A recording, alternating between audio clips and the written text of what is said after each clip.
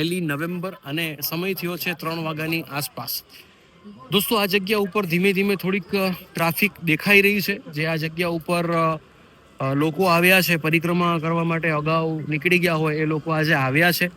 એ લોકોનું એવું માનવું છે કે ભાઈ અમને પરિક્રમા કરવા ના જવા દે તો અમે ગિરનારી મહારાજના દર્શન કરશું, ભવનાથ ઉપર જઈને ગિરનારની 5 સીડી ચડી લેશું, પણ અમે આવશું જરૂર. એવા લોકો આ જગ્યા ઉપર હાજર છે. અત્યારે હું જે વિસ્તારમાં છું એ છે ગોરક્ષનાથ આશ્રમનો વિસ્તાર. આ જગ્યા ઉપર પણ જે લોકોને, જે અન્નક્ષેત્રને અંદર પરિક્રમાના રોડ ઉપર નથી જવા દીધા, એ લોકોનું અન્નક્ષેત્ર આ જગ્યા ઉપર ધમધમે છે, તમે જોઈ શકો છો. આજના લેટેસ્ટ અપડેટની વાત કરું તો દોસ્તો, આજ સવારથી એક પણ પ્રકારનો વરસાદનો છાંટો ભવનાથ વિસ્તારમાં પડ્યો નથી.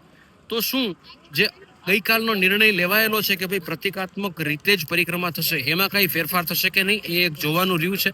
બરોબર, હોપ ફોર ધ બેસ્ટ કે કઈ સાંજ સુધીમાં કોઈ એવા સારા સમાચાર આવે.